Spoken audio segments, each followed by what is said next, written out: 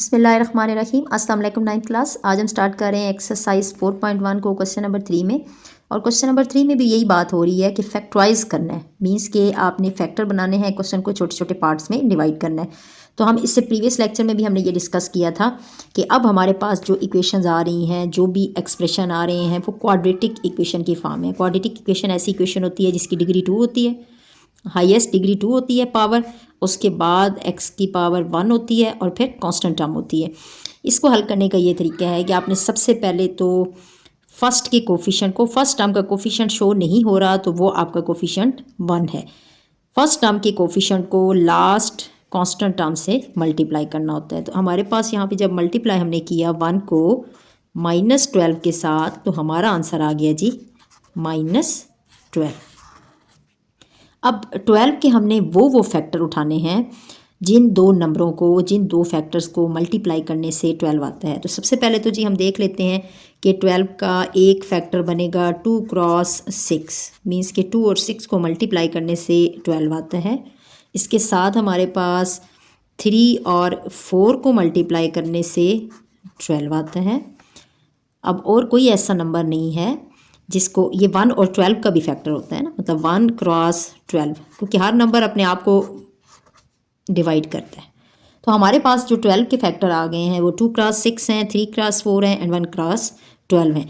अब आपने इस बात का ख्याल करना है कि वो दो नंबर जिनको मल्टीप्लाई करने से 12 आए, साइन जब आप देंगे ना तो माइनस का मसला खुद ब खुद हल हो जाएगा। जिन दो नंबरों को मल्टीप्लाई करने से 12 आना चाहिए और प्लस या माइनस करने से मिडल टर्म का कोफिशिएंट आना चाहिए। अब मिडल टर्म का कोफिशिएंट शो नहीं हो रहा तो इट्स मीन यहाँ पे प्लस का 1 है। तो हम चेक करते हैं जी ऐसा कौन से दो फैक्टर हैं कि जिनको मल्टीप्लाई करने से 12 आए या और प्लस या माइनस करने से सेकंड टर्म का कोफिशिएंट आए 1 + 1 आए। तो देखिए 6 और 2 को मल्टीप्लाई करने से तो 12 आता है, लेकिन प्लस करने से 8 आ जाता है और माइनस करने से 6 में से 2 माइनस हुआ 4 आ जाता है। तो ये किसी सूरत में भी हमारा फैक्टर नहीं है। अब 1 और 12 को देखें, मल्टीप्लिकेशन में तो ठीक है, लेकिन प्लस करने से 13 आएगा, माइनस करने से 11 आ जाएगा, ये भी आपका फैक्टर ट्रू नहीं है।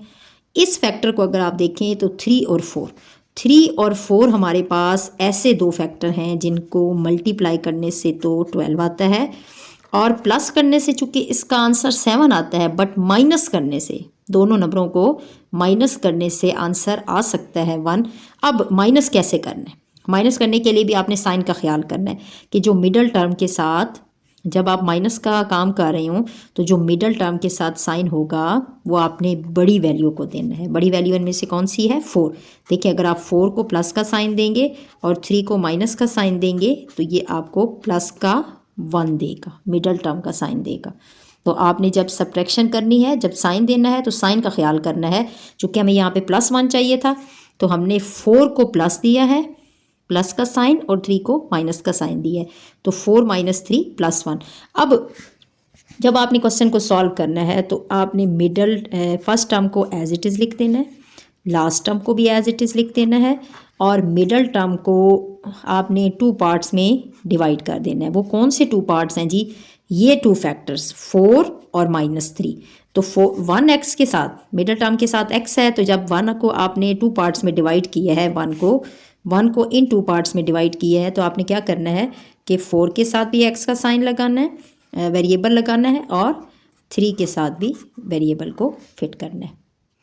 अब हमारा एक्सप्रेशन 3 टर्म्स से 4 टर्म में कन्वर्ट हो गया। तो क्या करेंगे जी? दो टर्म को इकट्ठा करेंगे, first 2 terms and third and fourth term.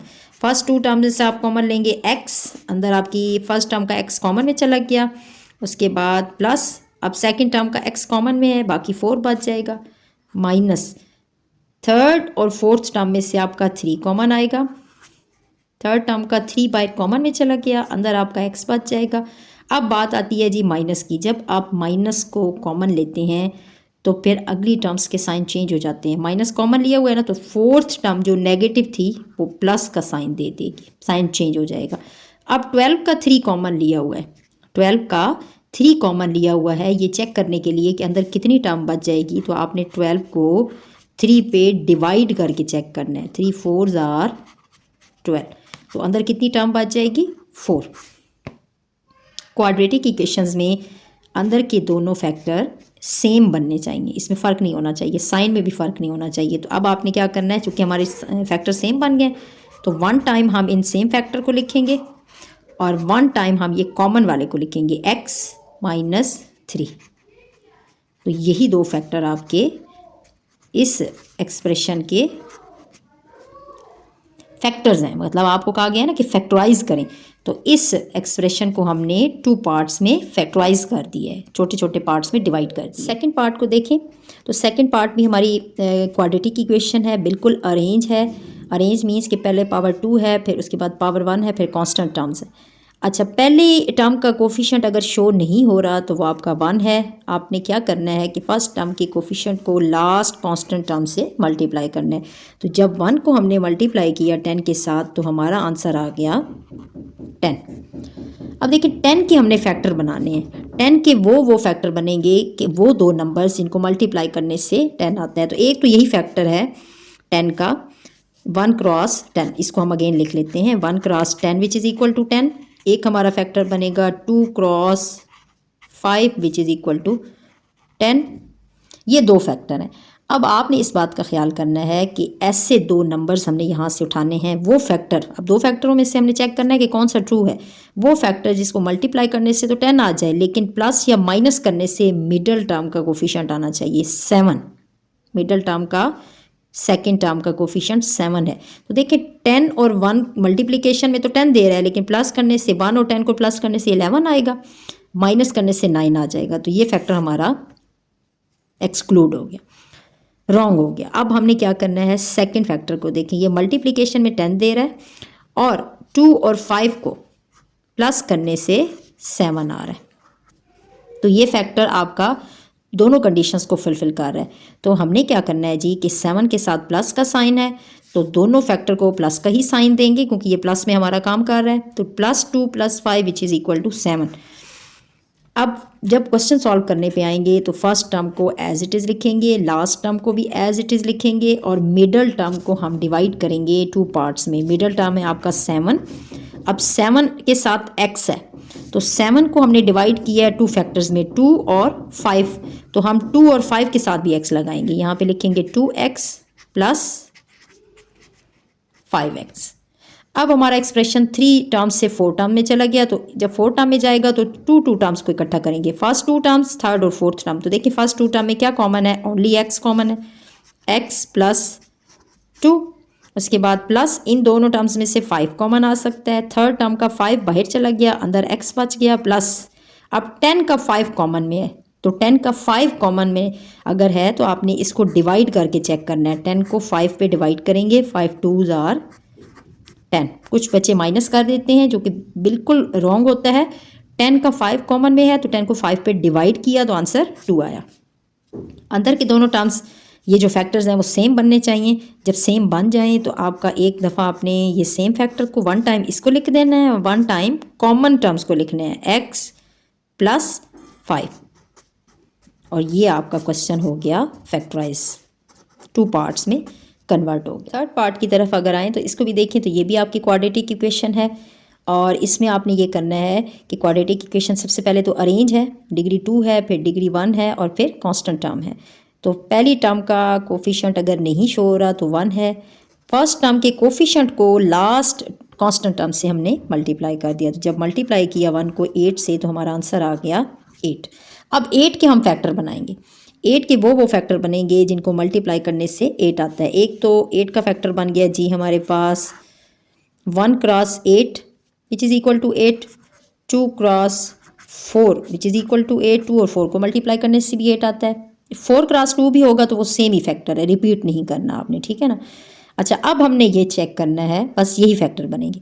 अब हमने ये चेक करना है कि वो कौन सा फैक्टर होगा जिसको मल्टीप्लाई करने से तो 8 आएगा, बट प्लस या माइनस करने से मिडल टर्म का कोफिशिएंट ये 6 आना चाहिए, -6 आना चाहिए। साइन का आपने ख्याल करना है, -6।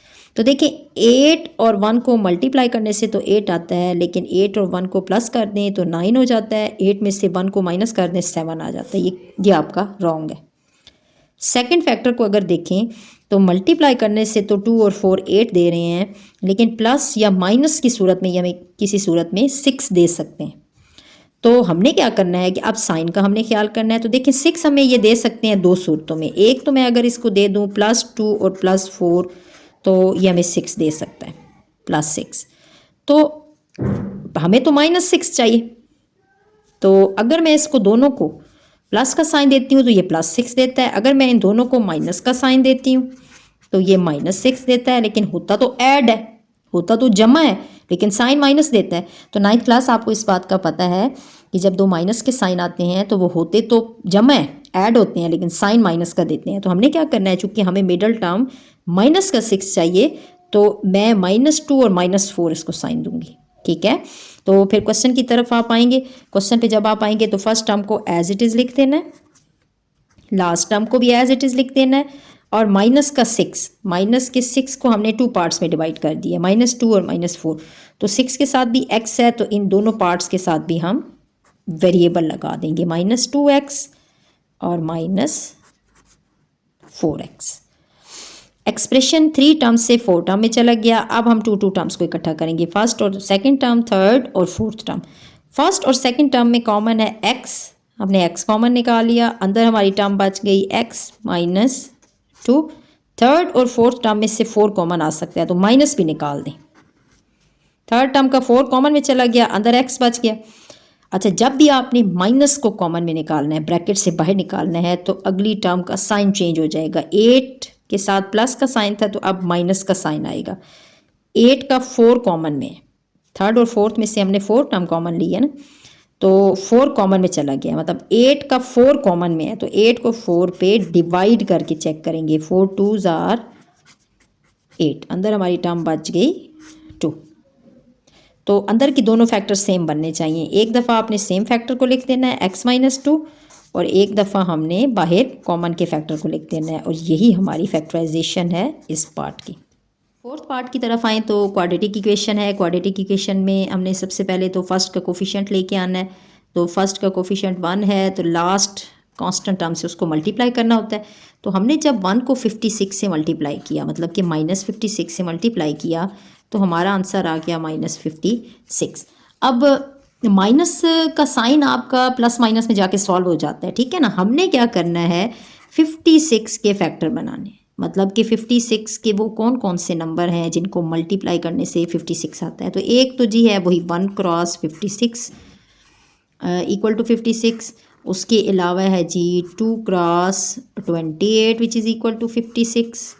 इसके अलावा है जी 4 का टेबल इसको डिवाइड करेगा, हाँ 3 का 3 1s are 3, नो 4 का table 4 cross 14 which is equal to 56। उसके अलावा आपका 7 cross 8 which is equal to 56। ठीक, तो ये वो तमाम फैक्टर्स हैं जिनको मल्टीप्लाई करने से 56 आता है।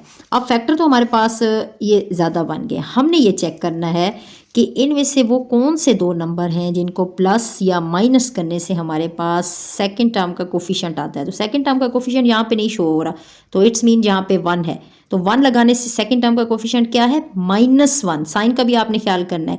सेकंड टर्म का, मिडल टर्म का कोफिशिएंट -1 है, तो हमें यहाँ से वो फैक्टर चूज़ करना है कि जिसको प्लस या माइनस करने से मिडल टर्म का कोफिशिएंट -1 आए। अब ये तो किसी सूरत में भी नहीं हो सकता क्योंकि ये बहुत बड़ी टर्म है, ये प्लस माइनस में 1 नहीं दे सकती। अच्छा, 2 और 28 को 2 में प्लस करने से 30 हो जाएगा, माइनस करने से 26 हो जाएगा, ये भी नहीं हो सकती। अच्छा, 14 में 4 प्लस करने से 18 हो जाएगा, माइनस करने से ये 10 हो जाएगा, ये भी नहीं हो सकता आपका फैक्टर। अब आई जी बात 7 क्रॉस 8 की। अब 7 क्रॉस 8 को मल्टीप्लाई करने से तो 56 आ रहा है, लेकिन उसके साथ साथ अब हमें इसे साइन देना है। साइन इस तरह से देना है कि -1 आ जाए। तो अगर मैं इसको साइन देती हूँ प्लस का 7 और माइनस का 8, तो ये मुझे -1 देता है, ठीक है। अगर आप इसको साइन देंगे माइनस का 7 और प्लस का 8, दोनों सूरतों में दे सकते हैं ना, ये तो बच्चे पे डिपेंड करता है ना।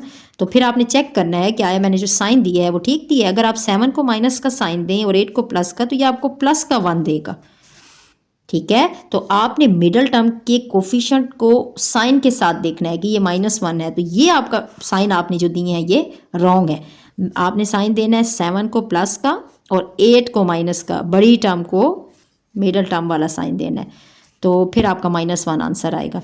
तो हमने क्या करना है जी, फर्स्ट टर्म को एज इट इज़ लिख दिया, लास्ट टर्म को भी एज इट इज़ लिख दिया। अब -1 को हमने डिवाइड किया हुआ है जी 7 और 8 में। -1 को 2 फैक्टर में डिवाइड किया हुआ है 7 और 8 में। तो -1 के साथ x है, तो 7 और 8 के साथ भी x लगाएंगे। तो हम लिखेंगे जी 7x माइनस 8x। अब एक्सप्रेशन 3 से 4 टर्म में डिवाइड हो गया, 4 दो को इकट्ठा करें। तो जब दो को इकट्ठा करेंगे तो फर्स्ट 2 टर्म्स में से क्या कॉमन आएगा, x, अंदर आपकी टर्म बच गई x प्लस 7 माइनस इन दोनों टर्म्स में से 8 कॉमन निकाला, अंदर थर्ड टर्म का x बच गया। अब माइनस जब भी कॉमन लिया होता है ना, अगली टर्म का साइन चेंज हो जाता है, तो ये 56 प्लस का हो जाएगा। अब 56 का 8 कॉमन लिया हुआ है, 56 का कुछ पोर्शन कॉमन में है, मतलब कि 56 का 8 कॉमन में है, तो 56 को 8 पे डिवाइड करके चेक करना है। 8 7 जार 56, तो अंदर कितनी टर्म बची हुई है, 7। जब आपके ये आपने चेक करना है कि ये जो अंदर वाले फैक्टर आपके बने हैं दोनों, ये बिल्कुल सेम होने चाहिए, इसमें प्लस माइनस में भी कोई फ़र्क नहीं होना चाहिए और डिजिट्स में भी फ़र्क नहीं होना चाहिए। जब ये सेम बन जाएं तो आपने 1 टाइम x प्लस 7 इनको लिख देना है और 1 टाइम कॉमन x माइनस 8 को इन टर्म को लिख देना है। और यही आपकी फैक्टराइजेशन होगी इस पार्ट की। इस पार्ट को आपने फैक्टराइज कर दिया है 1 एक्सप्रेशन से 2 एक्सप्रेशंस में, मतलब 2 फैक्टर्स में फैक्टराइज कर दिया है।